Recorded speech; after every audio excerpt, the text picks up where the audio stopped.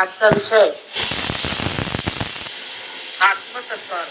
आत्मतत्व म्हणजे काय, आत्मा म्हणजे काय आणि आत्माचा कुंडलिनीशी संबंध काय.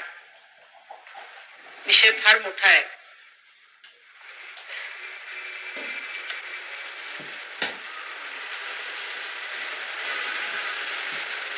आपण असं ऐकलेलं आहे, परमेश्वराने ही सृष्टी निर्माण केली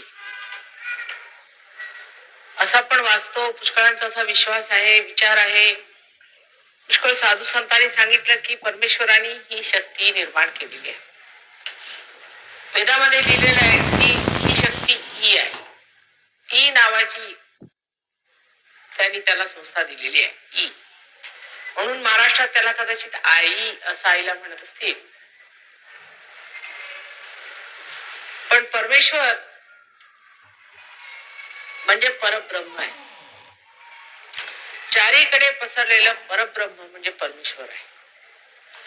ही संबंध एक अशी शक्ती आहे की जी एका स्थितीला चलायमान नसते, अचल स्थितीत राहते, तेव्हा तिला परब्रह्म म्हणतात. त्या परब्रह्माला जेव्हा अशी इच्छा होते की आपण आता काहीतरी सृजन केलं पाहिजे, काहीतरी क्रिएट केलं पाहिजे, तेव्हा त्याचे दोन भाग होतात. एक तर त्याची इच्छा आणि दुसरी इच्छा करणारा. त्यातला जो इच्छा करणारा आहे तो परमेश्वर आहे. त्याला आपण परमेश्वर जाणलं पाहिजे. आणि त्याची जी इच्छा आहे ती त्याची परमेश्वरी शक्ती, तिला आदिशक्ती म्हणतात. जो इच्छा करणारा आहे तो सदा शिव आहे, कारण तो बदलत नाही.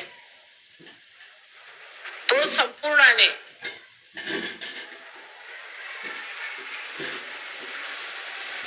स्थित असतो आणि त्याचं जे प्रतिबिंब आहे ते जी काही कृती त्याच्या शक्तीमुळे किंवा त्याच्या इच्छाशक्तीमुळे किंवा आदिशक्तीमुळे घडते ती तो बघत असतो. म्हणजे तो द्रष्टा आहे. तो एकटाच द्रष्टा आहे, सगळं बघणार. आणि त्याला तोषवण्यासाठी त्याची शक्ती, त्याची इच्छाशक्ती, त्या दोन्हींमध्ये काहीही फरक नाही. जसा चंद्र आणि चंद्रिकेचा संबंध आहे तसाच, किंवा सूर्य आणि सूर्याच्या किरणांचा संबंध आहे तसाच परमेश्वर आणि त्याची शक्ती ह्या दोन्हींचा संबंध आहे. तेव्हा ती शक्ती कृती करत असते आणि त्याची कृती परमेश्वर बघत असतो. तर ह्या कृतीचे सुद्धा आपल्याला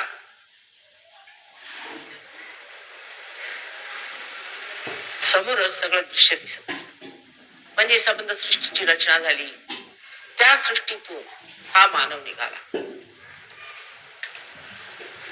त्याला आपण असं म्हणूया की परमेश्वरी शक्ती ही प्रथम एक असते, इच्छा शक्ती.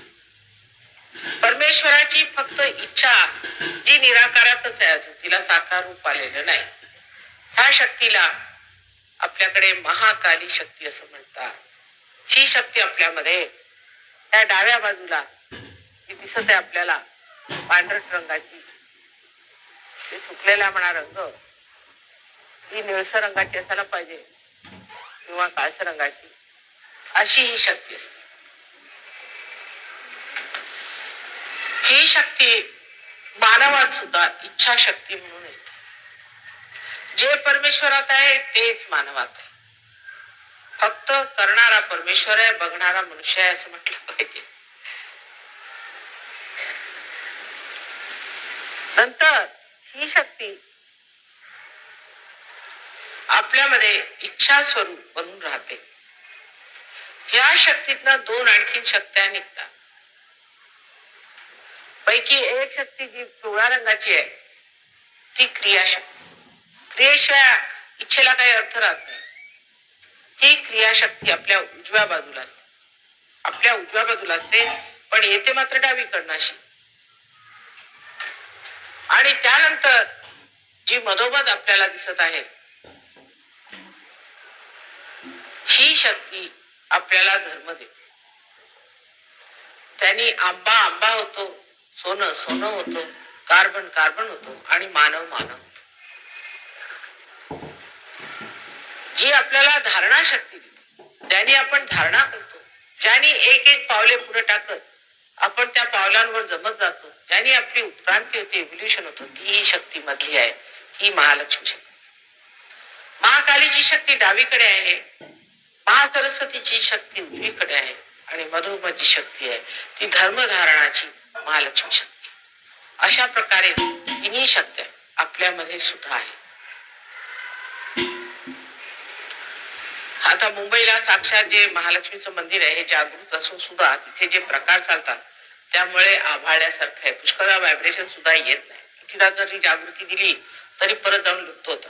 म्हणजे केवढं मुंबईचं भाग्य आहे की कुठेही महाकाली, महालक्ष्मी, महाराज, सरस्वती अशा तिन्ही शक्त्यांचा कुठेही उद्भव झालेला नाही. पण ह्या जिवंत त्या जागृत स्थानी सुद्धा असे प्रकार लोक करत आहेत. त्या लोकांना काही सांगून सुद्धा उपयोग नाही. असं आता कधीतरी हा काळ बदलेल म्हणून लोकांना सुबुद्धी येईल आणि ते असली पापकर्म करणार नाही अशी मला पूर्ण आशा आहे. ह्याप्रमाणे आपल्यामध्ये तीन शक्त्या आहेत. ह्याशिवाय ह्या सर्व शक्त्या पूर्णपणे प्रसारित करून, पूर्णपणे मॅनिफेस्ट करून जी शक्ती संबंधच्या संबंध उठते अशी कुंडलिनी शक्ती आहे. म्हणजे ही मुख्यतः ही महाकाली शक्ती. महाकाली शक्तीतनं सगळं काही निघतं. पहिल्यांदा महाकाली शक्ती होते, त्याच्यातनं बाकी दोन्ही शक्त्या निघतात. तेव्हा महाकालीचं जे संपूर्ण स्वरूप आहे ती कुंडलिनी शक्ती आणि ती शुद्ध स्वरूपात आहे. म्हणजे ती वापरली नाही जाते. ती इच्छा तेव्हाच वापरली जाते जेव्हा तुमच्या निर्वाण समयी कुणीतरी अधिकारी त्या शक्तीला चालना देतो. नाहीतर ही शक्ती सुप्तावस्थेत आपल्यामध्ये राहते. म्हणून या रेसिड्युअल असं म्हणतात. म्हणजे सगळी उरलेली शक्ती, पण उरलेली संपूर्ण शक्ती म्हणजे आदिशक्तीचं खरं जे काही प्रतिबिंब आहे ती ही शक्ती आहे. आणि ह्या प्रतिबिंबाचं प्रतिबिंब म्हणजे बाकी या तीन शक्त्या.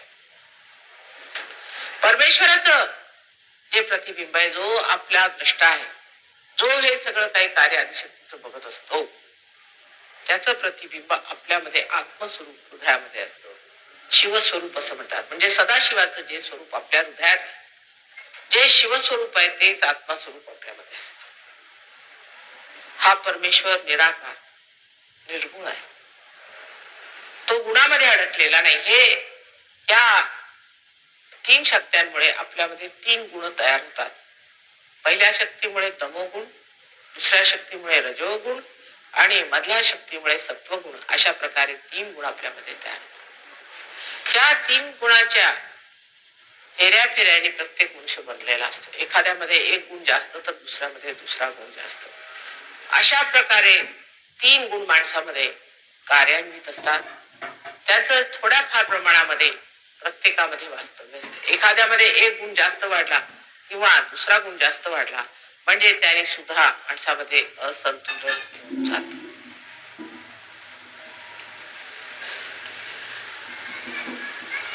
आता हे जे आत्मतत्व आपल्या हृदयामध्ये परमेश्वर साक्षात त्याचं प्रतिबिंब आहे, हे स्वतःमध्ये गुंग असत. आत्मने वात्मना तुष्ट म्हणजे स्वतः बरोबरच तो तोषित असतो. स्वतःच एन्जॉय करत असतो स्वतःला. स्व शब्द आहे त्या. हा जो स्व आपल्यामध्ये आहे, आत्माराम, आत्मस्वरूप निर्गुण निराकार, तो स्वतःमध्ये गुंग असतो. आणि तो नुसता बघत असतो, तुम्हाला बघत असतो की तुम्ही काय करता. ज्याला क्षेत्रज्ञ म्हणतात. क्षेत्रज्ञ म्हणून जे आपल्या गीतेमध्ये लिहिलेलं आहे तोच हा आत्मा. तो सगळ्या क्षेत्राला म्हणजे जे तुमचं काही फील्ड आहे संबंध त्याला बघत असतो. ते फील्ड ह्या तीन गोष्टींनी तयार झालेलं आहे. आणि तुम्ही काय करता, बरोबर वागत आहात किंवा नाही, किंवा कुठे चालात वगैरे सर्व तो बघत असतो. आणि जर तुम्ही कोणतीही गोष्ट अशी केली की ज्याने त्याला फार बोधा होतोय किंवा तुम्ही त्याला विसरला आणि सर्व लक्ष जर तुमचं ह्या गुणांमध्ये जर फसलं तर तो कधी कधी एकदम तिथून परततो आणि तेव्हा मनुष्याचा प्राण जातो. पण तसंही प्रत्येक जन्मलेला मनुष्य हा मरणारच आहे.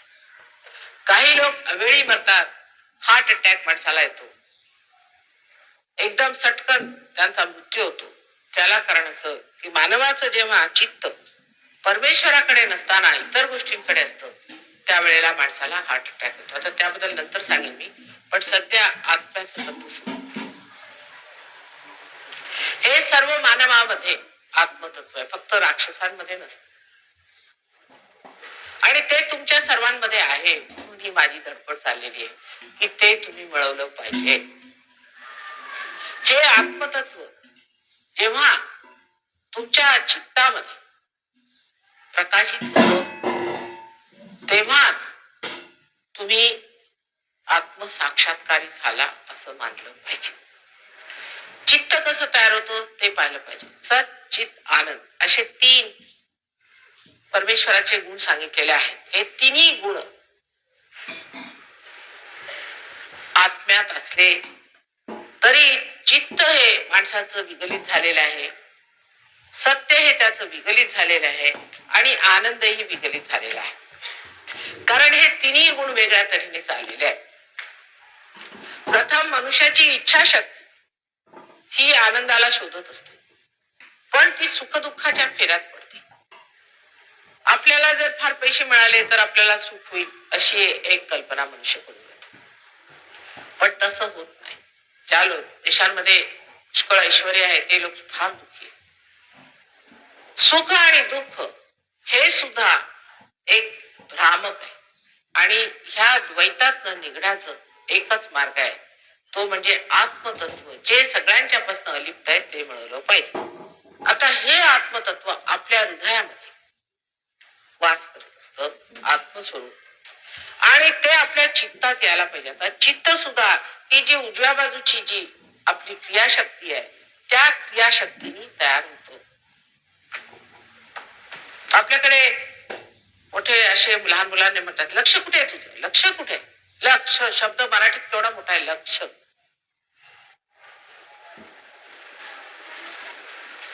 हे लक्ष, हे जे लक्ष आपल्यामध्ये आहे हे लक्ष चित्तात आहे आणि चित्त म्हणजे ही उजव्या बाजूची जी आपली क्रियाशक्ती आहे त्याने तयार होतो किंवा त्याच्याकडे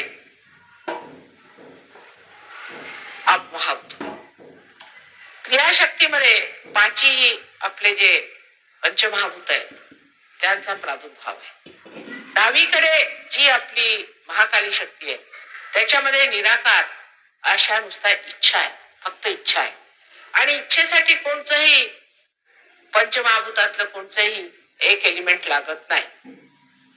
सारी पंचमहाभूते ही उजवीकडेच आपल्या हाताशी असतात आणि ती आपण वापरली, त्यांचा उपयोग आपण केला की त्याच्या रिॲक्शनमुळे, त्या उपयोगामुळे आपल्यामध्ये एक संस्था तयार होती ज्याला आपण अहंकार असं म्हणतो. ते आपण जर डोक्याकडे लक्ष दिलं तर उजवीकडे त्याचा पिवळ्या रंगाचा असा फुगा तयार होतो. डावीकडे, उजवीकडेही शक्ती असते पण त्याचा फुगा मात्र डावीकडे तयार होतो. तो इथून सुरू होऊन इथपर्यंत असतो. त्या अहंकारामुळे मनुष्य कार्य करतो आणि त्याला असं वाटत असतं की मी हे कार्य करतोय, मी ते कार्य करतोय, माझ्या हातून हे घडतंय, ते घडतंय. त्याच्यानंतर जी त्याची इच्छाशक्ती असते ती सुद्धा जर वाहवली गेली किंवा तो नेहमी आपल्या मागच्या आयुष्याचा विचार करेल की मला हे होतं, मला हे मिळालं पाहिजे, अमुक झालं पाहिजे, तमुक झालं पाहिजे, त्या अशा गोष्टींचा विचार केल्यामुळे, अशा गोष्टींच्या इच्छा केल्यामुळे सुद्धा दुसरी एक प्रतिक्रिया होते आणि ती आपल्यामध्ये मन म्हणून एक वस्तू तयार होते. त्याला आपण मराठीत मन म्हणतो आणि त्याला इंग्लिशमध्ये सुपर इगो असं म्हणतो. त्याप्रमाणे मन आणि अहंकार ह्या दोन्हीच्या फेऱ्यात आपण पडतो. जेव्हा आपला अहंकार बळावतो किंवा अहंकाराला पुष्टी मिळते, कुणी जर म्हटलं वा किती छान दिसता तुम्ही, वा वा हे तुमचं घर फार छान आहे, तुमचं अमुक चांगला आहे वगैरे वगैरे, इलागलेच आपल्याला आनंद होतो. तो आनंद नसतो, नुसतं सुख आहे. आणि ते जे सुख होतं ते आपल्याला अहंकाराला पुष्टी मिळाल्यामुळे. जर कुणी तुम्हाला म्हटलं वा काय चांगले आहात तुम्ही, तुमचं काय विचारा नको, बहुतेक फसवेगिरी करायची असली म्हणजे लोक अहंकाराला पुष्टी देतात. म्हणजे जसे आपले राजकीय नेते वगैरे सांगतील वा वा तुमचं आम्ही हे भलं करू, तुमचं ते करू, अमुक करू तमुक करू, की लागलंच वा आमचं हे होणार आहे ना, मग त्यांना इलेक्शनला तुम्ही वोट्स देता. किंवा पुष्कळचे फसवे गुरु असतात, फसवे गुरु म्हटलं पाहिजे, तर ते लोक तुम्हाला सुद्धा फसवतात किंवा तुम्हाला आम्ही असं करू आणि तुमचं हे भलं होईल, तुमचं असं होईल तसं होईल, असं काहीतरी भविष्याबद्दल तुम्हाला सांगतात. किंवा तुम्ही फार चांगले, तुम्ही फार दाते आहात, तुमच्यासारखे लोक नाहीत वगैरे वगैरे अशा गोष्टी केल्या म्हणजे सुद्धा अहंकार बळावतो. आणि हा अहंकार बळावला फार जास्त की हृदयावर एकदम पटकन असा बसतो. जो मनुष्य फार कार्यरत असतो, अति कर्मी असतो, त्याचा सुद्धा हृदयावरती तोच परिणाम होतो. कारण अहंकार बळावणार. कारण कोणतंही कार्य तुम्ही जास्त केलं की अहंकार बळावणार. या अहंकारा पलीकडे जायला पाहिजे. पुष्कळ लोक मला म्हणतात माताजी जसं गीतेत दिलंय तसं आम्ही सर्व कर्म करतो आणि ती कर्म आम्ही परमेश्वराच्या चरणी वाहतो. आता हे कृष्णाला समजलं पाहिजे. कृष्ण हा साक्षात विराट परमेश्वरच आहे, पण तो फार हुशार आहे. हुशारच नाही पण राजदूतासारखा आहे का, डिप्लोमॅट सारखं त्याच्यात डिप्लोमसी आहे. कारण त्याला माहिती आहे की ही मंडळी सांगून ठीक होणार नाही. जर सरळ सांगितलं की हे असं करा तर कधीही ऐकणार. म्हणून असं म्हणतात ना की जर तूप काढायचं असलं तर सरळ बोटाने निघणार म्हणून वाकडं बोट करावं लागतं. म्हणून थोडस त्यांनी डिप्लोमसी केलेली आणि त्याच्याच फेऱ्यात तूप फसलेले आहे. त्यांनी सांगितलं की कर्म कर्म तुम्ही करा पण ते परमेश्वराच्या चरणी घाला. आता डिप्लोमसीचं वैशिष्ट्य त्याच्यात असतं जेव्हा तुम्हाला अगदी काहीतरी अशी अट दिली पाहिजे जी अट पूर्णच होणार. ऍब्सर्ड असं म्हटलं पाहिजे. जर तुम्हाला असं म्हटलं की तुम्ही सर्व कर्म करा पण ते कर्म परमेश्वराच्या चरणी व्हा, तर हे होऊ शकत कधीच होणार. कारण तुमच्यात अहंकार आहे. तुम्ही जरी किती म्हटलं हो आम्ही परमेश्वराच्या चरणी वाहतो, हा भ्रम आहे नुसतं. म्हणजे समजा मी अशी एक उदाहरणार्थ सांगत असते की एक मुलगा गाडी हाकतो. अर्जुन समजा गाडी हाकून राहिला आणि त्याचे वडील बाहेर आले आणि तो म्हणाले की गाडी काही पुढे जात नाही. तर सुरुवातीला त्याने सांगितलं की बाबा तू ज्ञान मिळव, पण तो ऐकायला तयार कुठे होता.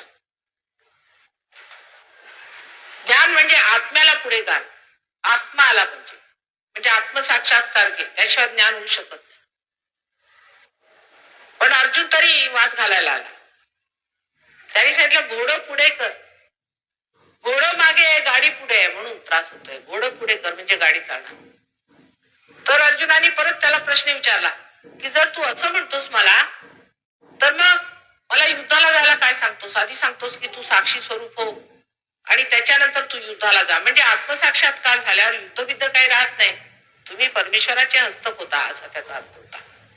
तेव्हा कृष्णाने त्या सांगितलं बर ते घोडं मागेच राहू दे, तू गाडी हाकत राहा, पण सगळं काही परमेश्वराच्या हाती करायचं शक्यच नाही. कारण घोडं हे माग आहे, लक्ष सगळं परमेश्वराकडे ठेवलं म्हणजे घोड्यावरती लक्ष ठेवा आणि गाडी हाकत बसा, तर काय गाडी पुढे जाणार. गाडीच पुढे आणायला पाहिजे, हे व्हायला पाहिजे. हे झाल्याशिवाय कधीही आपलं कर्म परमेश्वराच्या चरणी जाऊ शकत नाही. ही एक घटना आहे, ती घटित झाली पाहिजे. आपल्याला असं वाटतं की आम्ही हे केलं ना म्हणजे झालं. हे सगळं वैचारिक आहे, विचारांच्या फेऱ्यातलं आहे. विचारांच्या पलीकडे परमेश्वर आहे. नुसतं असं म्हणून स्वतःला काहीतरी मोठे साधू संन्यासी म्हणून उगीच स्वतःला कशाला फसवेगिरी करून घ्यायची. त्याने तुमचा काय लाभ होणार. आत्मतत्व मिळवल्याशिवाय, आत्मतत्व आपल्यामध्ये बांधल्याशिवाय, त्याचा प्रकाश आपल्यात आल्याशिवाय तुमची सगळी काही कर्मे बेकार. त्या कर्मांना काहीही अर्थ नाही. आता आम्ही हे कर्म केलं, ते कर्म केलं आणि परमेश्वराच्या चरणावर. लोक म्हणजे इथपर्यंत आम्ही स्मगलिंग करतो पण परमेश्वराच्या चरणावर, मर्डर करतो पण परमेश्वराच्या चरणावर. हे म्हणजे बुद्धीचे खेळ आहेत नुसते. पण जेव्हा आत्मतत्व तुमच्यामध्ये येऊन जात, तुमचं चित्त आलोकित जेव्हा होतं आत्मतत्वानी, तेव्हा तुम्ही असं म्हणत नाही, तुम्ही असं म्हणता माताजी हे जातंय आणि येत आहे, होत आहे, वर चढते खाली उतरत आहे, आपण काही करत नाही, बघत होत नुसते. म्हणजे आपण आत्मतत्वातनं आता उतरलो, बघतोय सगळं काही. ह्या कुंडलींचं चढणं उतरणं तिचं कार्य हे आपण बघत आहे, म्हणूनच आपण आत्मतत्व झालो. कारण परमेश्वर सुद्धा नुसता बघत आहे. म्हणून जे लोक सांगतात की आम्ही कर्माला परमेश्वराच्या चरणी घालतो, ते फार मोठ्या भ्रमात. तसंच आपली इच्छाशक्ती, इच्छाशक्तीने परमेश्वराला अरे परमेश्वरा सारखं ओरडत राहायचं, टाळ फुटत राहायचं. आता पांडुरंगाच्या तिथे मी जाऊन बघितलं, मला आश्चर्य वाटलं. जो वरती पांडुरंग बसवला त्याला काहीच व्हायब्रेशन येतं, पण व्हायब्रेशन खालून येत नक्कीच. मग मी एकाला विचारलं, तिथे एक फार मोठे सकाळचे संपादक आले, त्यांना विचारलं का हो, हे पांडुरंग जे वर बसवले त्याला व्हायब्रेशन आहेत म्हणजे आहे तरी काय? तर माताजी तुम्ही खरं बोलता. असं का? म्हणजे जे खरे आहेत ते खाली बसवलेले आहेत, ते आतमध्ये गडप्प केलेले आहेत, ते खाली आहेत भुयारात. आणि वर जे बसवलेले आहेत ते नंतर बनवलेलं काहीतरी.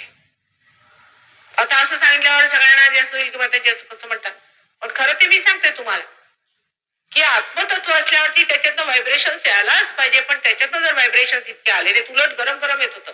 हे सगळे फॉरेनर्स गेले, ते म्हणे एवढं प्रसिद्ध देऊळ आणि त्याच्यातनं गरम येते, आणि त्याच्यावर सगळ्यांची डोकी फोडायची बडवे लोक.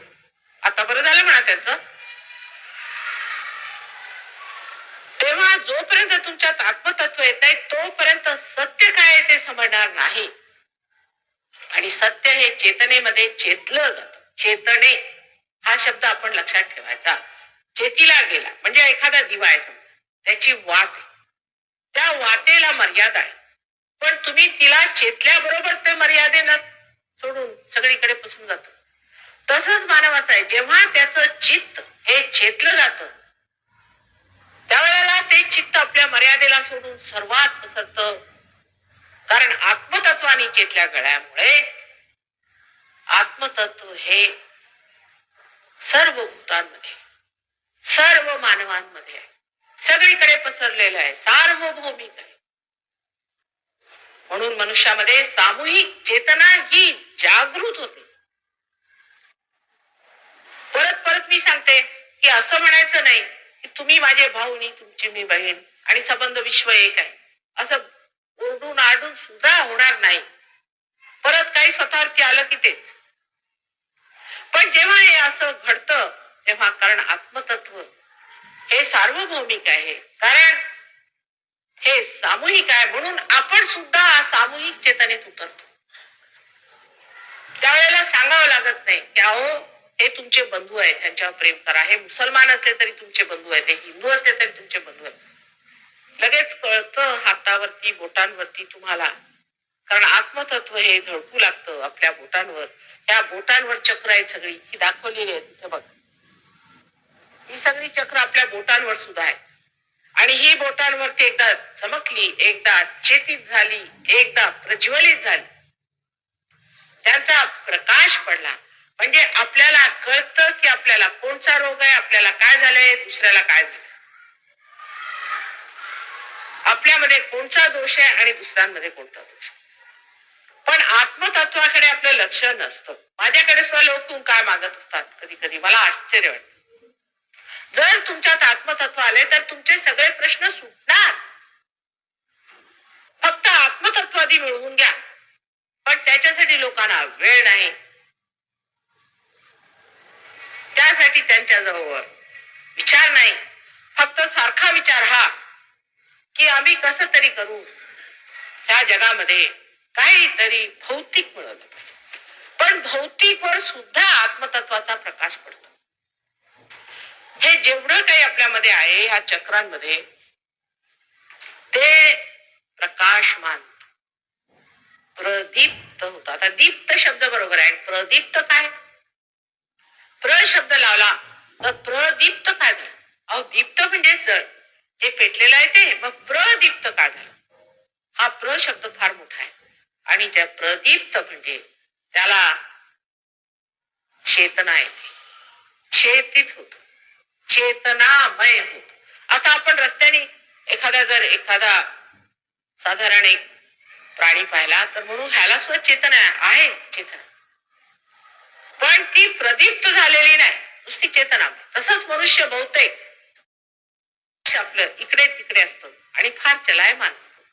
ह्या लक्षाला स्थिर करण्यासाठी त्याला प्रज्वलित केलं पाहिजे.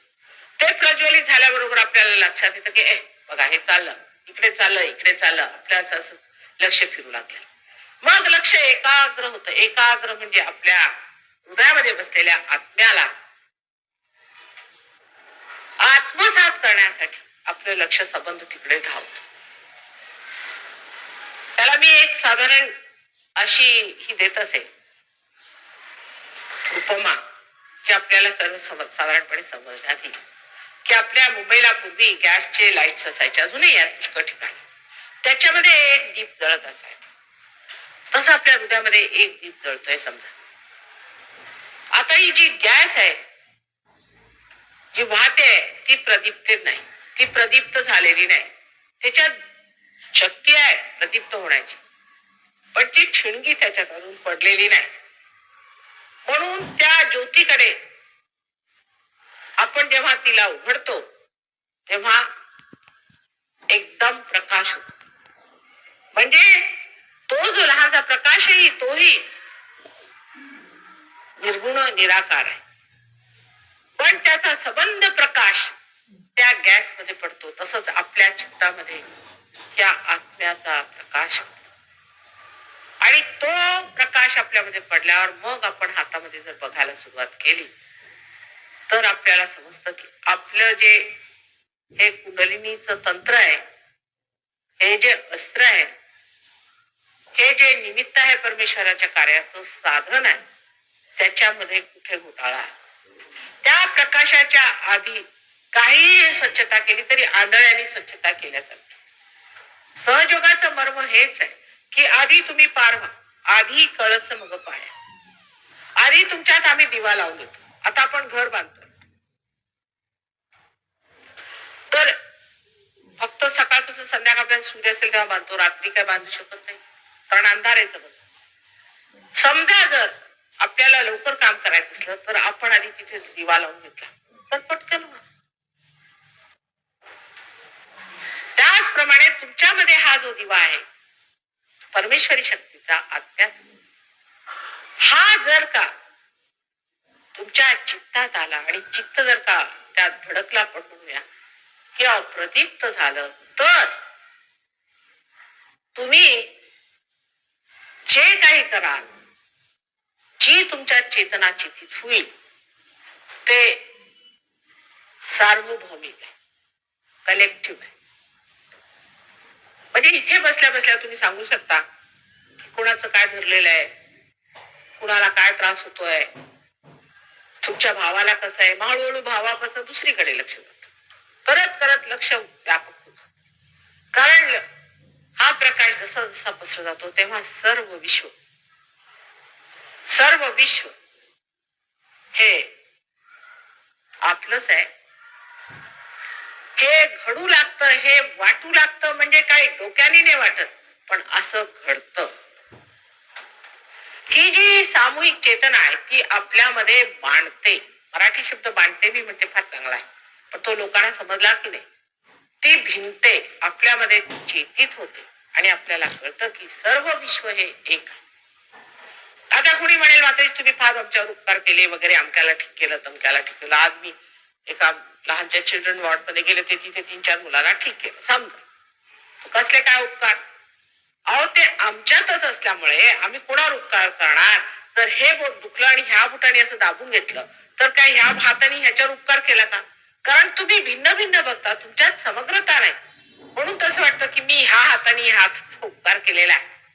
पण आम्हाला तसं वाटत नाही, कारण जर सगळे आमचे संघ प्रत्यंग आहेत मग आम्हीच आमचाच उपकार आपल्याला करून घेतो चला असं म्हटलं पाहिजे. तुम्ही कोणावरही मग उपकार करत नाही, तुम्ही स्वतःवर उपकार करता. समजा एखादा मनुष्य बुडत असला पाण्यात, तर तुम्ही धडपडला त्याला वाचवण्यासाठी, काय गरज नव्हती. त्यात गटांगळ्या तुम्ही खाल्ल्या, त्रास उचलला, त्या मुलाला जर तुम्ही बचावून घेतलं. जर असं घडलं तर का घडलं. तुमचं काय जात होतं. मेला असता तर मेला असता. तुमचं काय जात होतं. तुम्ही कशाला गेले मरायला. कारण तुमच्यातलं काहीतरी मरत होतं, तिथे काहीतरी तुमच्यातलं बुडत होतं. ते जे आहे ते तुमच्यात साक्षात होत. त्याबद्दल शंका राहत नाही. आज यांनी छान म्हटलं की सगळी सगळा संशय जो आहे तो, कारण तुमच्यात सत्य आहे. सत्य आल्यामुळे सत्य चेतलं गेलं, ज्याला तुम्ही सत्य मानत होता ते सत्य आहे किंवा नाही, त्याच्यावर प्रकाश पडल्यामुळे हे सत्य आहे आणि असत्य हे दिसू लागलं. म्हणून संबंध संशय मिटणार, कारण तुम्ही आंधळे आहात म्हणून दिसत नाही. आणि हा प्रकाश आत्मतत्वाचा आहे. हे आत्मतत्व आपल्या हृदयामध्ये रात्रंदिनी प्रत्येक क्षणी जिवंत जागृत आहे. पण आपणच त्याला पराभूत केलेलं आहे, त्याच्यापासून दूर झाले होत आपण झाले, दूर झाले होत आपण, ते सारखं जागृत असत. आता भक्तीचा मार्ग, भक्तीचा मार्ग म्हणजे परमेश्वराची इच्छा, परमेश्वराबद्दल इच्छा, परमेश्वर भेटावा. तुलसीदास एवढे मोठे भक्ती मार्गी होते, फार सुंदर रामायण लिहिलं त्याने. पण तुलसीदास चंदन दिसे तिलक करत रघुबीर, पण ते रघुबीर होते हे ओळखलं नाही. हनुमान त्यांच्या कीर्तनाला येऊन बसले, ते हनुमान होते हे ओळखलं नाही. असं का झालं? ज्ञानेश्वरी साक्षात अवतरण असून आपण ओळखलं नाही. साईनाथ साक्षात दत्तात्रेय महाराष्ट्रात आले आणि किती लोकांनी त्यांची सेवा केली. ख्रिस्ताला लोकांनी खांबी घातलं, मोहम्मद साहेबांना विषाचा प्रयोग केला, सगळ्या साधू संतांना आपण छळून काढलं. काही लोकांनी छळलं आणि काहींनी नुसतं बघितलं, लक्ष नाही दिलं. त्याला कारण काय? कारण आत्मतत्व आपल्यात नव्हतं. जर आत्मतत्व असतं तर आपण ओळखलं असतं की हा परम मोठा आत्मा आहे, हे अवतरण आहे आपल्यात. तेव्हा नुसती भक्ती करून वेड्यासारखी आंधळ्यासारखी काय उपयोगाची? जर भक्तीचीच अक्कल असती लोकांना तर जनाबाईला एवढं छळलं असतं का? भक्ती म्हणून कृष्णाने सांगितली की पुष्पम फलम तोयम, तुम्ही काय द्यायचं असेल ते मी घेईन. पण देण्याच्या वेळा एक छोटासा शब्द आहे, त्याच्यावर सगळ्यांना फिरवलेला आहे आणि सगळे वेड्यासारखे त्या शब्दावरती फिरलेले दिसतात. अनन्य भक्ती असायला पाहिजे. अनन्य, अनन्य म्हणजे दुसरा कोणी राहत नाही तेव्हा, म्हणजे पार झालं पाहिजे. पार झाल्यावरच भक्तीला अर्थ आहे, कारण तुमचं कनेक्शन झालेलं आहे. कनेक्शन शिवाय तुम्ही भक्ती काय करता? आत्मतत्व जोपर्यंत तुमच्या जागृत होत नाही, तुमच्या चित्तात येत नाही, तोपर्यंत तुम्ही भक्ती कशाची करून राहील? तेव्हा ही अशी भक्ती केलेली आंधळी भक्ती, ज्याला आपण अंधश्रद्धा म्हणतो, ह्याच्यात आणि श्रद्धेत फार मोठं अंतर आहे. जी श्रद्धा आहे ती जागृत चेतीत असते, तुम्हाला माहितीये की हे समोरच आहे म्हणून, आणि मग त्याच्यात रमण बरोबर असते. म्हणून आजचा हा जो आमचा सहयोग आहे, त्या सहयोगाने आधी तुमचं आत्मतत्व जागृत करून देतो, म्हणजे मग ओळखा. मला पुष्कळ लोकांनी सांगितलं, माताजी तुम्ही त्या सर्व गुरूंची नावं घेऊन त्यांना सगळ्यांना खूप खरडून काढता, तर तुमच्यावर ते बंदुकीच्या गोळ्या घालते. म्हटलं घालू देत, त्यावेळेला तसं जमायचं नाही. मागच्या वेळेला नाटकं केली ती झाली, पण आता करून बघू दे, गोळ्या घालू दे, बघूया कोण घालते. एक अक्षराने चक्कार शब्द कोणी माझ्या विरुद्ध बोलायला तयार नाही. ते मला ओळखतात पण तुम्ही ओळखत नाही, अशातली स्थिती आलेली आहे. आणि तसंच झालेलं आहे. पूर्वी सुद्धा दुष्टांनी ह्या भक्तांना ओळखलं म्हणून त्यांचा छळ केला, कारण ते दुष्ट होते. आणि त्यांनी ओळखलं की भक्त आहे म्हणजे आमच्या विरोधातले, जे शैतानी लोक होते, जे शैतानांचे शिष्य होते, त्यांनी ह्या भक्तांना छळलेला आहे. कारण त्यांनी ओळखलं की हे आमच्या विरोधात आहेत, हे परमेश्वरी तत्वातले लोक आहेत, म्हणून त्यांचा छळ करायचा. आणि जे मधले होते ते बघतच राहिले. हा सहयोग ह्या मधल्या लोकांसाठी. पण तुम्ही कुंपणावर बसल्यासारख्या आतमध्ये यायला पाहिजे, उतरायला पाहिजे, आखाड्यात यायला पाहिजे. आणि मग बघ, एकदा तुम्ही जर का सहयोगात उतरला आणि आत्मतत्व तुमच्यामध्ये जागृत झालं, तर तुमच्या चरित्राला काय, तुमच्या संबंध व्यक्तित्वाला काय, एक नवीनच रूप येते. आणि ते रूप इतकं मनोहर, इतकं सुंदर आहे. कारण जे परमेश्वराचं सच्चित आणि आनंद आहे ते सगळं एक होतं. म्हणजे हा आनंद जो आनंद तुमचा आत्मतत्व आपल्यामध्ये उपभोगीत आहे, तो आनंद तुमच्या सबंध चित्तात पसरल्यामुळे तुम्ही आनंदात असतात. आनंदाला द्वैत नाहीये, म्हणजे सुख दुःख नाही. अहंकाराने सुख होतं आणि प्रत्यहंकाराने दुःख होतं. त्याच्या मधोमध कुंडलिनी वर जाते आणि ती जेव्हा ब्रह्मरंध्राला छेदते तेव्हा ब्रह्मरंध्रावर सदाशिवाचं स्थान आहे. ते आपल्या हृदयामध्ये आत्मा स्वरूप आहे.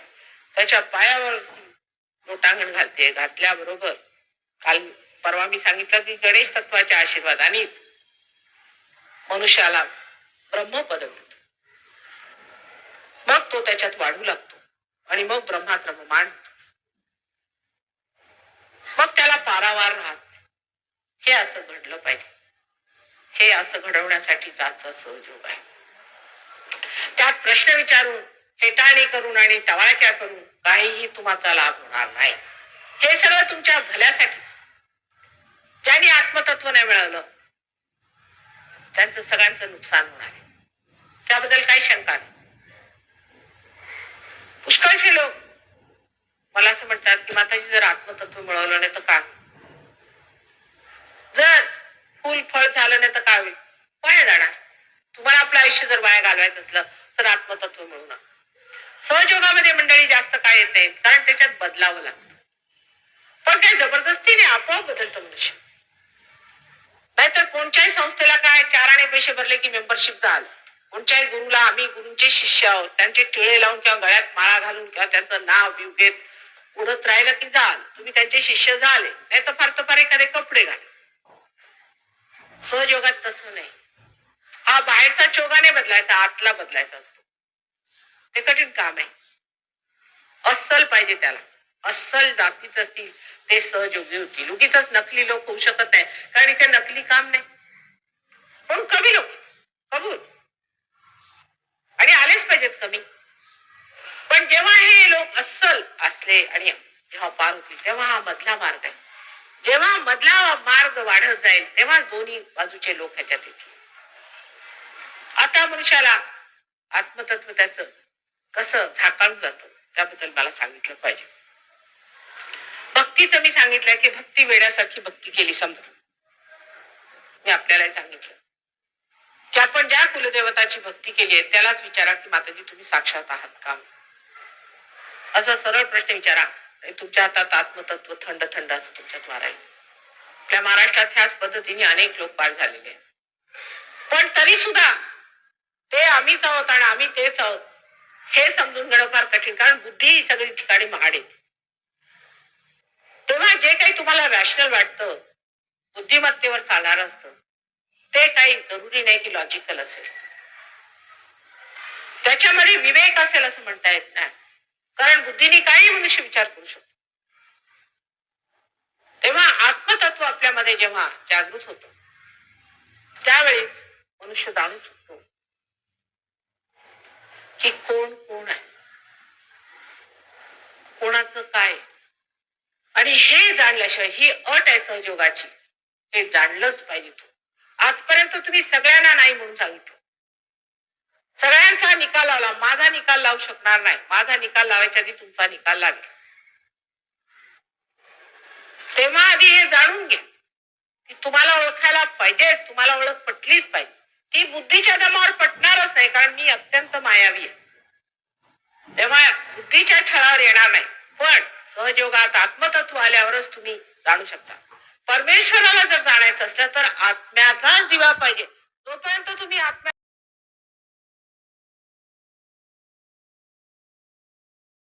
जाणून घेणार. कृष्णाने सुद्धा गीता फक्त एकच माणसाला सांगितली. ख्रिस्तानी प्रयत्न केले की समूहाला सांगायचं तर त्याला क्रॉसफुल चढवलं. कुंडलिनी बद्दल सुद्धा 6व्या शतकात आदि शंकराचार्यांनी विचार मांडले आणि आत्मतत्वच मिळवलं पाहिजे, त्यासाठी आईच्या शरणी जायला पाहिजे असं शेवटी ते म्हणू लागले. त्यांनी विवेक चूडामणी म्हणून फार मोठं सुंदर पुस्तक लिहिलेलं आहे आणि फार फिलॉसॉफिक आहे. सगळं काही लिहिल्यावर नंतर शेवटी त्यांनी चैतन्य लहरीवरती सौंदर्य लहरी म्हणून एक पुस्तक लिहिलेलं आहे आणि त्यात फक्त आईची स्तुती आहे, संबंध इथून तिथपर्यंत. ती हा म्हणते तर काय, हो म्हणते तर काय, तिच्या हातातनं जेव्हा कोणतेही तऱ्हेचे हातवारे होतात, त्यावेळेला कोणत्या कोणत्या कृती होतात आणि कशा रीतीने चैतन्य फिरतं आणि कशा रीतीने ती कुंडलिनीला वर चढवते वगैरे वगैरे अत्यंत बारीक वर्णन त्यांनी केलेलं आहे. तसंच मार्कंडेय मुनींनी सुद्धा केलंय. पण आपण त्यांना वाचत नाही. नुसते हिंदू धर्माचे नुसते झंडे काढून फिरतो. हे सुद्धा माहित नाही की कुणी आदि शंकराचार्य म्हणून होते. ते कालडी म्हणून एक साऊथ इंडियामध्ये केरळामध्ये एक गाव आहे, तिथे त्यांचा जन्म झाला. तिथे त्यावेळेला ते जन्मले तेव्हा त्यांना छळून काढलं. मी माझा प्रोग्राम झाला, तिथे मी गेले होते. तर मला आश्चर्य वाटलं की तिथले जे शिकलेले संभावित स्युडो इंटेलेक्च्युअल्स होते, गाढव नुसते सगळे, ते मला म्हणाले, कोण गो हे आदिशंकराचार्य? आम्ही कम्युनिस्ट आहोत. असं का म्हटलं? मग तुम्ही कार्ल मार्क्स आणि हेच पढत बसा. लेनिन सुद्धा हा पार मनुष्य होता. पण तो पार होता की नाही यांना काय माहिती.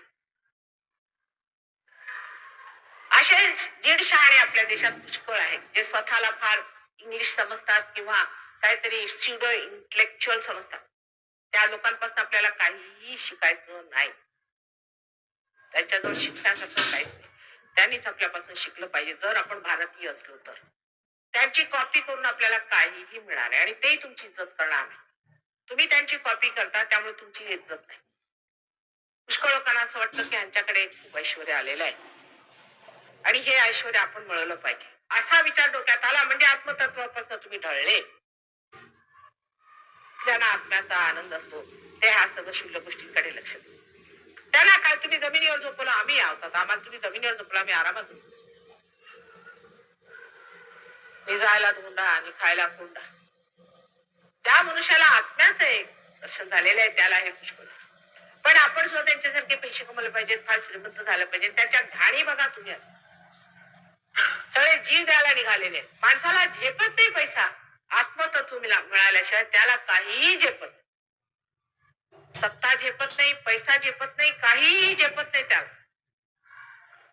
आत्मतत्व मिळाल्यावरती सगळ्याला एक सौंदर्य येतं, रूप येतं, लक्ष्मीचं स्वरूप आपल्यामध्ये जागृत होतं.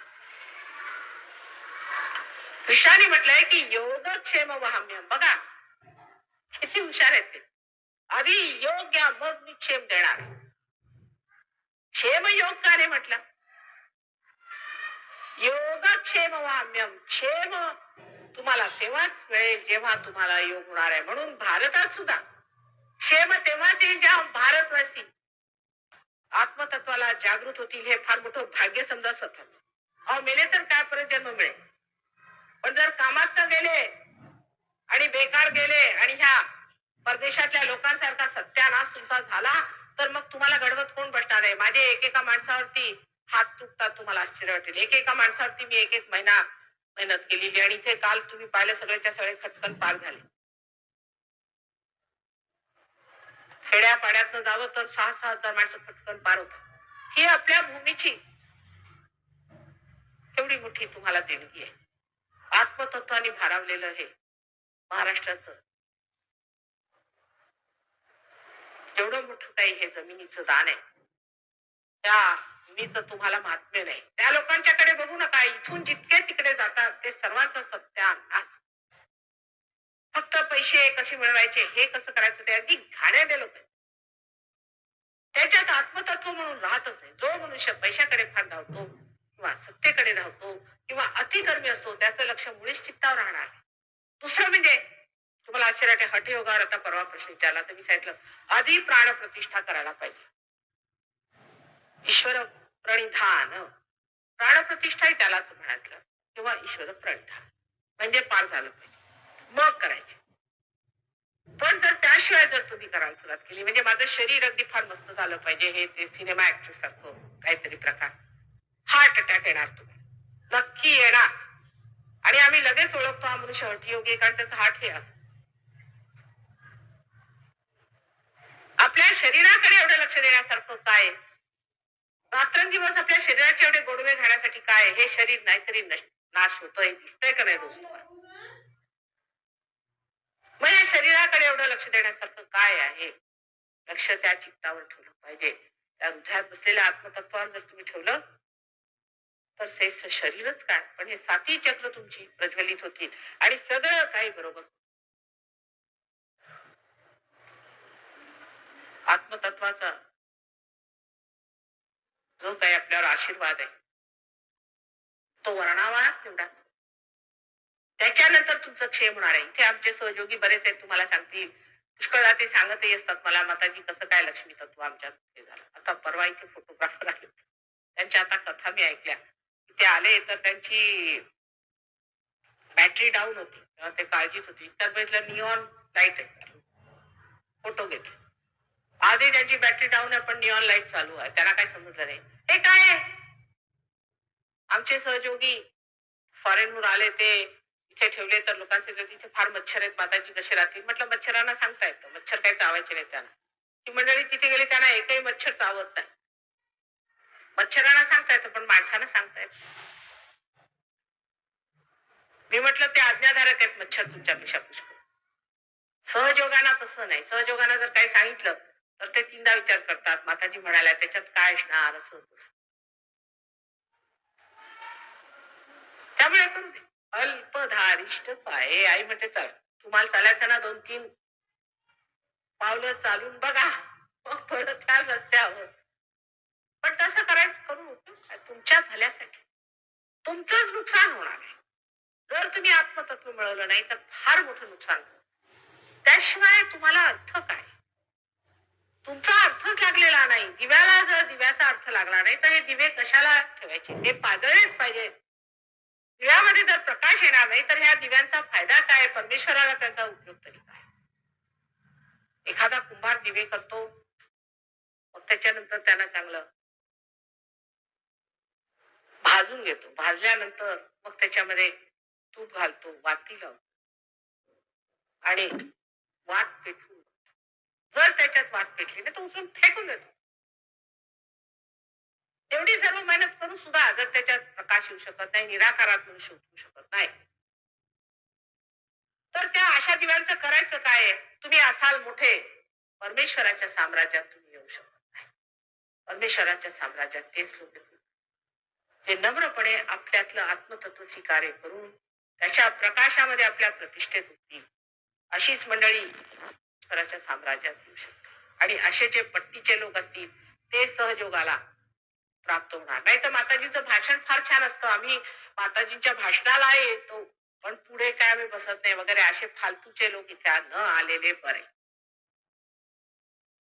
सहयोग अशा बेकारच्या लोकांच्या साठी नाही.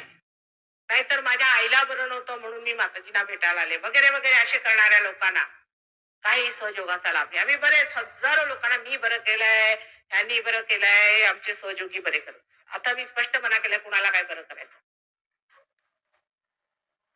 पार झाल्याशिवाय कशाला बरं करून ठेवायचं? स्वतः पार होऊन घ्या. पार झाल्यावर आपोआपच बरे होणार. तुम्ही कॅन्सर सुद्धा बरा होतो, सगळे रोग बरे होतात, पण आधी पार का नाही होत? तुम्ही सांगा, जर तुमच्या घरी असे फालतूचे दिवे पडलेले असले तर तुम्ही त्यांचं काय करणार? त्याची वाट लावा. परत ते पितळेचे असो नाहीतर सोन्याचे जरी असले तरी परत घडवून घेणार, कारण ते दिवे नाही. अशा लोकांमध्ये परमेश्वराला तरी काय लक्ष घालावंस वाटेल? त्याला काय इंटरेस्ट आहे परमेश्वराला अशा लोकांच्याकडे बघायला? ज्या लोकांना आत्मतत्व मिळवायचं नाही, परमेश्वराच्या साम्राज्यात यायचं नाही आहे, परमेश्वरा आत्मतत्वाला जागणारी मग त्यांचं फार महत्व आहे. त्यांना आम्ही आमच्या हृदयात बसवलेलं आहे. त्यांच्यासाठी आमचा जीव तडफडतो. बाकी त्या बाबतीत हे लक्षात ठेवलं पाहिजे की परमेश्वर तत्व पैसे आणि फालतूच्या गोष्टी करून मिळत नाही. पूर्णपणे आतमध्ये श्रद्धा ठेवून जर तुम्ही परमेश्वर बोलवला तर तुमच्यामध्ये ही जागृती होईल आणि तुम्ही पार व्हाल आणि पुढेही सहयोगामध्ये आपली वाढ करून घेतली पाहिजे. आज ह्या प्रोग्रामची इथली तिसरी ही आहे आणि आज शेवटला आहे ह्या ठिकाणी. पण त्याचा अर्थ असा नाही की अजून मी 2 दिवस बोलणार आहे आणि 2 दिवस परत प्रोग्राम होणार आहे. जे लोक पार झाले त्यांनी यायला पाहिजे. तिथे आपल्याला चेतून घेतलं पाहिजे. जितकं तुम्ही एक्सपोज कराल तितका तुम्हाला फायदा होणार आहे. हे इथलं संपलं, आता माताजींनी इथे आलं पाहिजे तर माझ्या घरी या.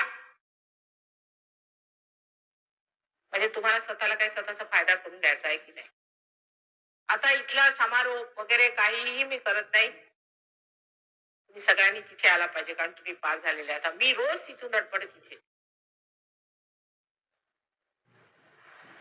तेव्हा काहीही बहाणा न करताना, माझी मुलं आहेत आणि मुलांनाही मुलं आहेत, सगळं सोडून मी तुमच्यासाठी तिथून इतक्या दुरून रोज येते, तरी तुम्ही सर्वांनी तिथे यावं आणि स्वतःला पूर्णपणे स्थिर करून घ्यावं. आता 3च दिवसात तुम्ही बरेच स्थिर झालात, पण आणखी नाही. आणि त्याच्या पुढे केंद्रात आलं पाहिजे. जर तुम्ही केंद्रात आले नाही तर सहयोग तुम्हाला साधणार नाही, कारण ही आत्म्याची सामूहिक क्रिया आहे, एकांगी नाही. कालच मी सांगितलं होतं. त्यामुळे केंद्रात जर तुम्ही नाही आले तर तुमचे व्हायब्रेशन जाणार. असे मुंबईला 10,000 माणसं तरी पार झालेले आहेत, निदान जास्तच असतील. मला कुठे कुठे भेटत असा माताजी आमचे व्हायब्रेशन गेले, आता आमचं असं ठीक नाही, पूर्वी व्हायब्रेशन होते तेव्हा हे ठीक झालं ते ठीक झालं, आता व्हायब्रेशन गेले, आता आमचं असं बिघडलं. म्हणजे तुम्ही काय केलं, तुम्हाला परमेश्वराने एवढं दिलंय, तुम्ही त्याचं केलं काय? आणि त्यामुळेच पुष्कळांचं नुकसान होतं. तर हे आत्मतत्व मिळवून घ्या, त्यात जमून घ्या. उगीच वायफळ बडबड करू नका, किंवा उगीच काहीतरी क्रिया करत बसू नका, किंवा कोणत्याही प्रकारचे नसते उपद्व्याप करू नका. आत्मतत्व जागृत झाल्याबरोबर सत्य संसारामध्ये स्थापित होणार आहे. सत्ययुगाला सुरुवात झालीच आहे म्हणा, पण ते स्थापित होईल, पूर्णपणे स्थिरावे, असा सहयोग सगळीकडे वाढला पाहिजे. त्यांनी संबंध राजकीय, सामाजिक आणि जितक्या काही वैमनस्य उत्पन्न करणाऱ्या आणि मनस्ताप करणाऱ्या ज्या काही आहेत, सगळ्या गोष्टी नष्ट पाहून एक अत्यंत सुंदर असं जे आपण रामाचं युग म्हणतो ते येणार आहे. त्यासाठी लायकी पाहिजे, त्याच्यामध्ये सगळं काही उत्तम होणार आहे. आता पुष्कळशे लोक मला म्हणतात की माताजी आजकाल असं आहे, पैशाशिवाय काय होत नाही, पैशाला द्यावे लागतात, ते द्यावे लागतात, हे करावं लागतं. त्याला कारण तुमच्यातलेच तुम्ही दोष आहात. माणसाने माणसांचे दोष करावेत आणि ते काढावेत, हा एक धंदा आहे. स्वतः डोक्याला मारून घ्यायचा आणि मग त्याचा इलाज करत राहायचा. ये बैल मला मार आणि मारल्यावरती मी माझं ट्रीटमेंट करून देतो, अशातला प्रकार आहे. तेव्हा एकदाच तुम्ही बैलावरच सवार व्हायला पाहिजे. बैलावर जर सवार झाले तर जो बैल तुम्ही असा रस्ते आपली दारून दशा करण्यासाठी करत होता, तोच तुमच्यासाठी वाहन स्वरूप होईल. आणि अशा शिवाला स्मरण केलं पाहिजे, जो बैलावर बसून सर्व जगाचं साम्राज्य, सगळ्या जगाचा आनंद आपल्याला देण्यासाठी बसलेला आहे. अशा शिवाला वंदन करा.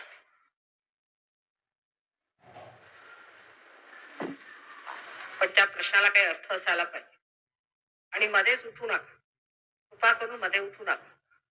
तर काही बाजार नाही, हे परमेश्वराचं मंदिराचं कार्य आहे आणि महत्वाचं कार्य. ह्याच्यात मध्ये तिथे उठले बरं होणार नाही.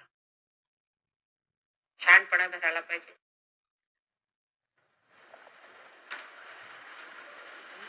प्रश्न तर विचारू.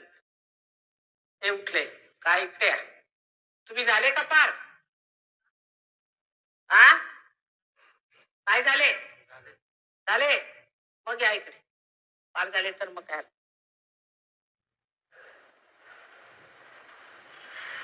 पार झाल्याशिवाय मला प्रश्न विचारू नका. त्याला काही अर्थ नाही. आंधळ्यांच्या प्रश्नाला कोण उत्तर देणार? मजेदार विचारला. ज्ञानेश्वरांनी जेव्हा भिंत चालवली तेव्हा कोणत्या चक्रात त्यांनी कार्य केलं होतं? ज्ञानेश्वर हे अवतार सीतेचे 2 पुत्र होते, लव आणि कुश. त्यातलंच एक अवतरण ज्ञानेश्वर. आपल्या चक्रांमध्ये चंद्र आणि सूर्य असे 2 चक्र आहेत आणि ही दोन्ही चंद्र. तुम्ही बसा, तुम्ही बसा, यांना बसून तुम्ही तुमचा काय प्रश्न विचार. चंद्र आणि सूर्य आणि हे दोन्ही लव आणि कुश, हे दोघं सुद्धा हे चंद्र आणि सूर्य त्या दोनांवर विराजमान आहे. त्यातलेच एक ज्ञानेश्वर होते, त्यामुळे त्यांना हे साध्य झाले. कळलं का? त्याची मोठी गाथा आहे, ती नंतर मी तुम्हाला समजावून सांगेन. सध्या ज्ञानेश्वर हे अवतार होते आणि ते आपल्यामध्ये एक शिष्य तत्व असतं. त्या गुरुतत्वाबरोबर एक शिष्य तत्व असतं, त्यातले ते शिष्य तत्वातले होते. आणि त्यांचा पुढे जन्म अनेक तऱ्हेने झालेला आहे. मार्कंडेय त्यातलेच आहेत, आदिशंकराचार्य त्याच्यातलेच आहेत, कबीर त्याच्यातलेच आहेत. त्याच्या पुढे हसन आणि हुसेन म्हणून दोघं झाले, ते झाले. शेवटी बुद्ध महावीर हे सुद्धा तेच. लव आणि कृष्ण जमान्यामध्ये रामाला सोडून, रामाची नगरी सोडून ते उत्तरेला गेले. लव हा रशियाला गेला, रशियाला कॉकेशस मध्ये, आणि कुश हा चायनाकडे गेला. पैकी लवनी तिथे जे साम्राज्य स्थापन केलं त्याला लव असं म्हणतात, लव साम्राज्य. आणि म्हणूनच रशियन भाषा ही सर्व संस्कृतावर आधारलेली आहे, संबंध संस्कृत आहे. हरोश शिवाय ते म्हणतात. कुणाला जर नमस्कार करायचा तर हरोश शिवाय. आणि संबंध म्हणजे आपण प्रवदा, प्र शब्द त्यांनी वापरलेला, प्रवद, वद आपला संस्कृत शब्द. तसं चायनामध्ये जो गेला तो कुश, म्हणून तिथे कुशाण झाला. आणि रशियन लोकांची सुद्धा नाव म्हणजे स्लाव, स्वतःला स्लाव, स लव, लव सहित स्लाव. प्रमाणे या दोघांनी तिथे आपलं साम्राज्य पसरवलं होतं. आता हे मी पुष्कळ वर्षापूर्वी सांगितलं होतं, आणि आता त्याची सिद्धता जर कुणी शोधायची असली तर होऊ शकते. त्याच्यानंतर मग त्यांचा अनेकदा जन्म झाला. त्यापैकी एक श्री ज्ञानेश्वर होते. ते जरी महाराष्ट्रात जन्मले आणि सगळ्यांनी छळून काढला आणि त्रास दिला, हे जाणलं पाहिजे ते अवतार होते. आणि बाकी सगळे महामूर्ख त्या महाराष्ट्रात पुष्कळ झाले आणि अजूनही आहे.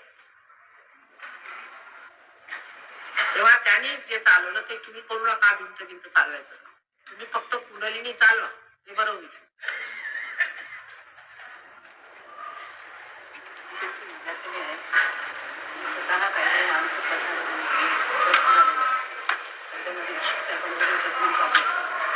तर तुम्ही बरे होऊ शकता.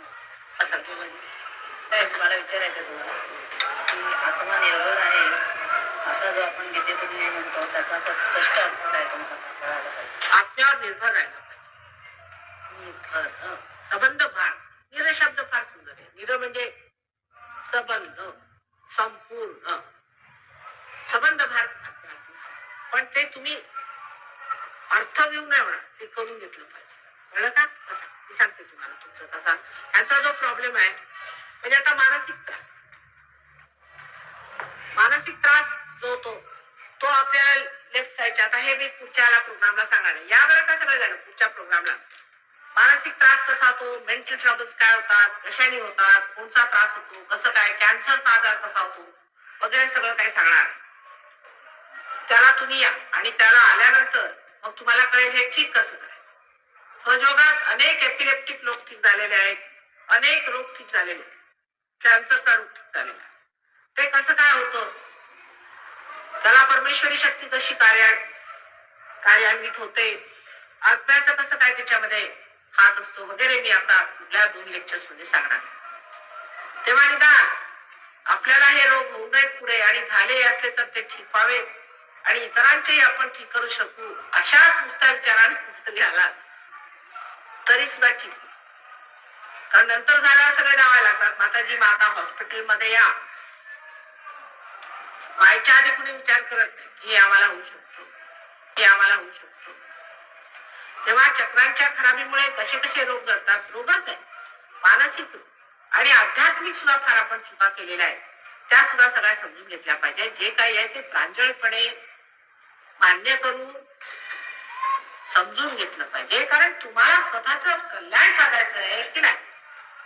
तुमच्या आईला फक्त तुमच्या कल्याणाची कल्पना आहे. तेव्हा नुसतं माताजी म्हणतात माझी चिकित्सा करून काय उपयोग होणार आहे तुम्हाला, उलट स्वतःची चिकित्सा करूनच समजून घ्या.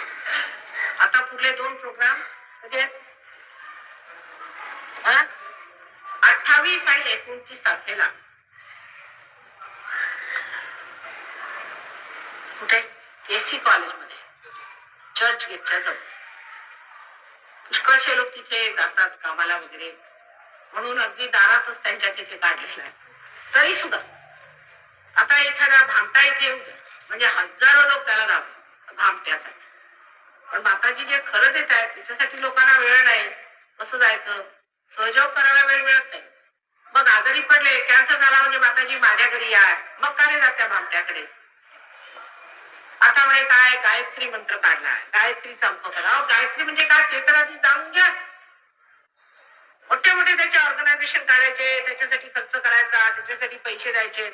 काय झाले, असे हजार येऊन गेले आणि संपून गेले. काय करताय, कशाला सगळ्यांचा वेळ घालवता आणि स्वतःचा वेळ घालून राहिले? त्याला काही अर्थ आहे का? तेव्हा एकदाचा मनाचा पूर्ण हिया करून जे काही खरंय ते मिळवून जायचं आणि त्याच्यामध्ये सबल व्हायचं आणि समर्थ व्हायचं. सम अर्थ तुम्ही जे आहात त्याचा अर्थ तुम्हाला तेव्हाच लागेल जेव्हा तुमच्यामध्ये आत्मतत्व जागृत.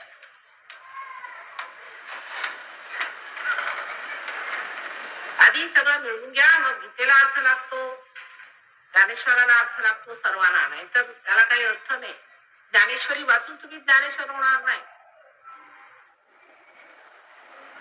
पुष्कळांना असाही बघ वाटू लागतं की ते ज्ञानेश्वर झाले आणि त्यांनी ज्ञानेश्वरी पाठ करून फोडून प्याले. असा विक्षिप्त विचार करू जर मनुष्य एखाद्या धामात असतात तर त्याचा काय इलाज करणार? बरं असो, आता काही प्रश्न आहेत का? तर बसूया थोडस ध्यानाला. हा, आता डोळे मिटा. गोष्ट ही आहे की जसे माझ्या फोटोला व्हायब्रेशन आहेत तसे ह्याचं सुद्धा व्हायब्रेशन जातं. मला गरमी असते तुम्हाला गरमी लागते आणि हे जेव्हा मी माझ्या चक्रांवर ठेवते तेव्हा तो व्हायब्रेशन जाऊन तुम्हाला हे करतो. त्यावर असतो, त्याला जीवात्मा म्हणतात. ज्याच्यामध्ये हे शरीर, ज्याच्यात जे पृथ्वी तत्व आहे ते मिटून जातं तेव्हा सोडलं असतं. त्याची आत्मा जो आहे हा त्याच्यावरती अधिष्ठित असतो आणि माणसामध्ये जेव्हा तो जिवंत असताना जे जीव असतो तेव्हा त्याच्यामध्ये जे हृदयामध्ये आत्मतत्व असतं ते वेगळं असतं. तेव्हा आपण आत्मतत्व आणि मन, त्याचं म्हणणं असं आहे की मन आणि आत्मा दोन्ही एक झाल्यावरती काय बरोबर आहे. सायकी म्हणजे मन, सायकी म्हणजे लेफ्ट साईड. हे दोन्ही एक होत नाही. आत्मा कशातही विसरू शकत नाही, पण फक्त प्रकाशित. जेव्हा आपलं मन प्रकाशित होतं आत्म्याने तेव्हा आपल्या इच्छा बदलतात, प्रायोरिटीज बदलतात. आपल्याला इच्छा फक्त परमेश्वराची, त्याच्या आनंदाची लुटवण्याची होती. म्हणजे एक दिवा जोपर्यंत तो पेटवला नाही तोपर्यंत तो धडपडत असतो की तरी पेटून जायचं. पेटवल्यावर काय होतं ते जेव्हा मनामध्ये आत्म्याचं तत्व विराजमान होतो, प्रकाशित होतो, तेव्हा मनुष्य देच होतो. घ्या लुटा, पण अनंत त्याच्यामध्ये शक्त्या जागृत होतात. सर्वप्रथम शक्ती म्हणजे महाकालीची शक्ती जागृत होते आणि महाकालीची शक्ती ही आहे त्याने तुम्ही कोणत्याही मानसिक रोगांना ठीक करू शकता. तुमचे मानसिक रोग तर ठीक होतातच, तुम्हाला काही मानसिक रोग राहतील, इतरांचे मानसिक रोग तुम्ही ठीक करता. तुम्ही कुंडलिनी जागृत करू शकता, लोकांना पार करू शकता. त्याशिवाय तुमचं मन चलविचल होत नाही. कोणत्याच प्रकारच्या भूत बाधा आदी अशा ज्या काही आदिदैविक शक्त्या आहेत त्यांचा तुमच्यावर परिणाम होतो, त्याच्या तुम्ही पलीकडे जाता. इतकंच नव्हे तर अशा बाधेने ग्रासलेल्या लोकांचाही तुम्ही रक्षण करू शकता, त्यांना बचाव करू शकता आणि त्यांना ठीक सुद्धा करू शकता. मनशक्ती जी आहे जेव्हा प्रकाशित होते तेव्हा ती अत्यंत प्रबळ होते. नुसतं मनशक्तीच्या जोरावर तुम्ही अनेक कामं करू शकता. बसल्या बसल्या इथे तुम्ही लोकांना पार करू शकता. बसल्या बसल्या तुम्ही लोकांची कुंडलिनी जागृत करू शकता. बसल्या बसल्या तुम्ही कुणाला काय झालेले आहे ते सांगू शकता. अशी मनशक्ती, कारण मनशक्ती जी आहे ही पूर्णपणे सामूहिक पोहोचते. म्हणून हिला जे सायकी म्हणतात, सायकीमुळे हे कार्य. दुसरी गोष्ट म्हणजे मनाशिवाय दुसरी जी प्राणशक्ती आहे, म्हणजे जिला आपण क्रियाशक्ती म्हटलं, ही प्राणशक्ती. म्हणजे प्राणामध्ये जेव्हा प्रणव जागृत होतो, प्रणव म्हणजे प्राण हा प्रणव जेव्हा तो जेव्हा प्राणामध्ये आत्मा आपलं स्वरूप प्रकट करतो का त्याला चेतित करतो, जेव्हा प्रणव आपल्यामध्ये जागृत होतो तेव्हा हे चैतन्य आपल्या हातून व्हावं लागतं, त्या सेंट्रल नर्वस सिस्टम मध्ये व्हावं लागतं आणि ह्याची सगळी कृती आपल्या हातून घडते. म्हणजे समजा जर तुम्ही एखाद्या वस्तूला हात घातला तर त्या वस्तूमध्ये प्रणव येतो. कोणत्याही वस्तूला व्हायब्रेट करून जर तुम्ही ती वापरली तर त्याने तुम्ही लोकांचे रोग वगैरे. हातामध्ये त्या क्रिया कशा करायच्या ज्याने की तुमची जी प्रणव शक्ती आहे ती संचालित होईल ते शिकवलं जातं. तेव्हा तुम्ही हात असे फिरवले म्हणजे तुमचा जो ऑरा आहे, तुमचा जो प्रकाश आहे त्याला कवच पडतं, प्रोटेक्शन मिळतं. आणि प्राणशक्तीने अनेक परवा फुकर घालून तुम्हाला जागृती केली. म्हणजे तुमच्या प्रणव शक्ती, माझ्यातली जी प्रणव शक्ती आहे ती तुमच्या प्राणात होत्यामुळे तुमचंही प्रणव जागृत झाले. म्हणजे तुमच्यामध्ये सुद्धा प्राण हा प्रणव झाला. अशा रीतीने ही प्रणव शक्ती अनेक कारणे वापरता येते. त्याशिवाय जेवढ्या जड वस्तू आहेत त्यांना आपण ह्या प्रणवाने फायदा करू शकतो. म्हणजे आमचे काही शेतकरी सुद्धा शिष्य आहेत, तर राहुरी युनिव्हर्सिटीमध्ये पुष्कळचे प्रोफेसर्स त्यांनी एक्सपेरिमेंट करून पाहिले. ज्या गावांना त्यांनी व्हायब्रेटेड पाणी दिलं त्या गावाच्या बियांना एक विशेष शक्ती आली. त्यामुळे त्यांना कधी कधी 10 पटीने जास्त गहू निर्माण करतात. नंतर हे गहू त्यांनी इतर वस्तूंच्या बरोबर उठारण बंद करून ठेवले. तर उंदरांनी सगळे पेन बीट सुद्धा खाली, पण ह्या गव्हाच्या पोत्याला त्यांनी तोंड लावलं. तसंच परवा एक मस्त माझ्याकडे आले, ते सांगायला आले, त्यांना एक फार वर्षापूर्वी एक नारळाचं झाड नारळ दिला व्हायब्रेट. तो त्यांच्याकडे त्यांनी नारळ ठेवला आणि राहुजीला नारळ वगैरे होत आहे आणि त्याच्यावरती सिमेंट झालं. तो सिमेंट म्हणून निघाला आणि त्याला नारळ झाला आणि ते नारळ स्वतः वर्षानुवर्ष लागतात. तर त्यांनी सांगितलं की 2 वर्षामध्ये त्याला नारळ लागतो आणि चांगले मोठे मोठे नारळ झाले. ते नारळ ते नारळ सुद्धा व्हायब्रेट आहे, त्याच्यात व्हायब्रेशन. ते खरं श्रीफळ झालं. त्यानंतर एका ग्रस्ताकडे एक पपईचं झाड मी भरत होतो, मी त्याच्या घरात अशी केलं म्हटलं अरे पपईचं झाड पडते का, मग त्याला व्हायब्रेशन दिल्यामध्ये त्याचे प्राण आले आणि प्रणव झाला. त्याच्यातली पपई म्हणजे इतकी सुंदर आणि त्याचा रंग म्हणजे एकदम दिसतो वेगळा. आणि ती पपई त्याने मला खायला दिली. मी म्हटलं वा काय सुंदर गोड आहे. म्हणजे आता जी तुम्ही व्हायब्रेट केलेलं आहे झाड, मला आठवतं का ते भरत होतं, आता केवढं मोठं झाड होतं. त्याच्यानंतर त्याने 2-3 पपया मला आणखी दिल्या. त्या मी घेऊन गेले पुण्याला, इथे आणले. म्हणजे उन्हाळा होता त्यावेळेला, खूप गर्मी सुद्धा. घरी आलो तरी तशाच्या तशा. आणि खायला घेतलं तर माझ्या मुली वगैरे म्हणाल्या त्यांनी सिंगापूरला फार छान पपई खाली होती, त्याच्याही पेक्षा ही गोड दिसून झाली. गाईना सुद्धा त्यांनी एक्सपेरिमेंट करून पाहिलं. गाईना जर म्हणजे हिंदुस्थानी गाईना चिकट देऊ लागतो. ऑस्ट्रेलियन गाई अति होणार नाही, कारण अतिशय जास्त संजोगामध्ये नाही, पण त्याला गोडवा भात आणि ते दूध घेतल्यापासून व्हायब्रेटेड गाईचं दूध घेतल्यापासून मुलाच्या प्रकृत्या ठेचतात, दुधाचे जे उपद्रव असतात ते सांगतात. म्हणजे अनेक प्रकारे. आंध्राला मी गेले त्यांनी त्यांना सांगितलं की तुम्ही बघा इथे आता आहे जे तंबाखू वगैरे लावतात ते लावू नका, कारण आता आमचा इथे पाय पडलेला आहे तेवढी जागा जागृत झालेली आहे. तुम्ही तंबाखू लावू नका, ते समुद्र आहे जवळ.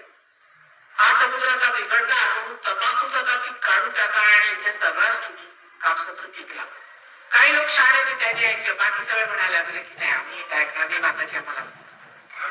पहिली गोष्ट झाली की ते सगळे तंबाखू एक्सपोर्ट करत होते लंडनला, तिथं म्हणायचं आणि नुकसान त्यांचं पहिलं.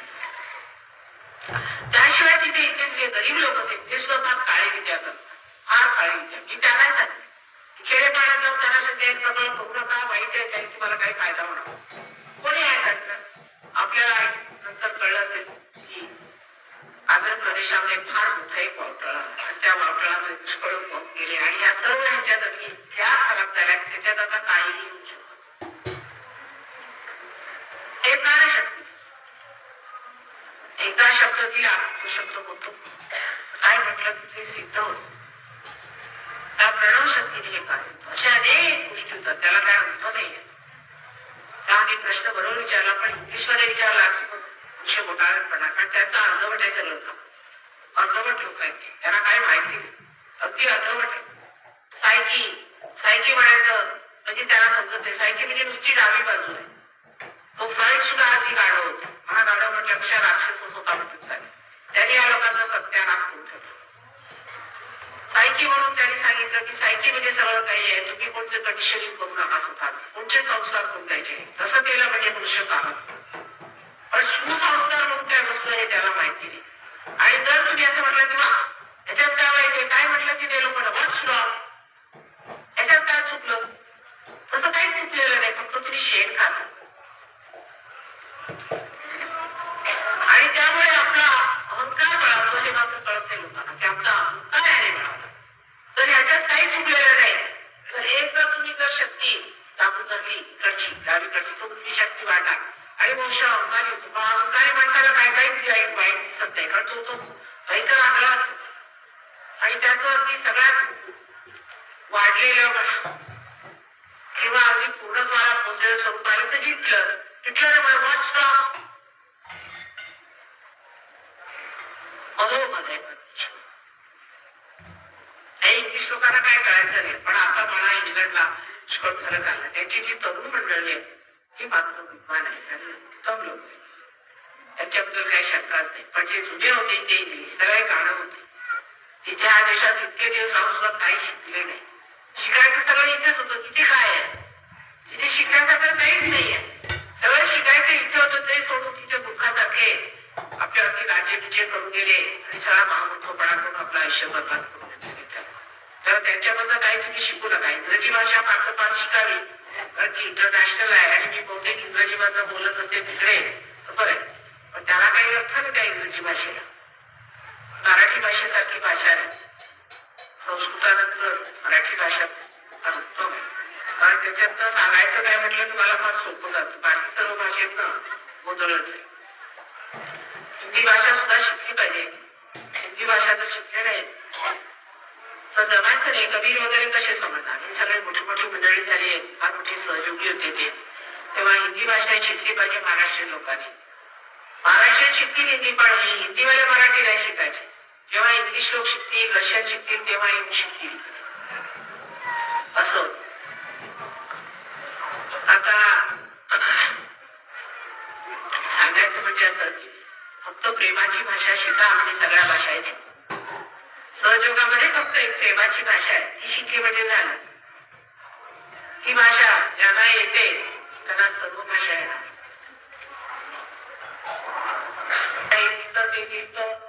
त्याबद्दल एक सांगायचं म्हणजे क्या तुम्हाला क्या प्रॉब्लेम.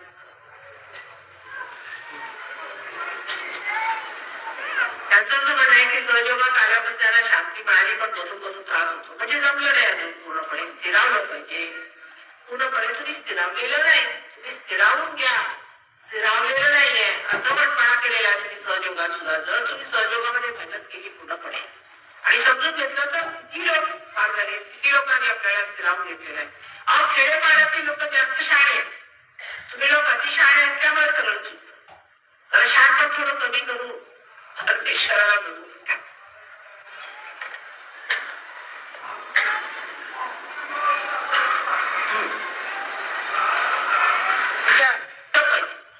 सहयोगात फिरवल्याशिवाय त्याचं स्थायी प्रतिष्ठान नाही. तेव्हा पार व्हायच्या आधी तुम्ही मेहनत करू नका. काही मेहनत नको. पण पार झाल्यावर नंतर मेहनत पाहिजे. बाकी सगळं काही सोडा. उगीच नसत्या वाऱ्या करण्यात तयार झाले. फक्त सहयोग स्थिरावून घ्या आणि मग पुढे बोलूया. बघू आता याच्याची किती मंडळी पुढे येणार आहे आणि आपल्या शक्त्यांचा उपयोग करून घेणार आहे. कारण शक्ती ही आली तशी ती वापरली पाहिजे. नाहीतर गंजून जात. दोन्ही हात माझ्याकडे करा आणि डोळे भेटेल. त्याला फार माहिती एका काय कसलं की मधल्या लाईट असलं की दोन्ही हात माझ्याकडे करायचे आणि डोळे भेटायचे. डोळे भेटून घ्या आणि एक्सपोज करायचं. संबंध दूर घ्यायचं.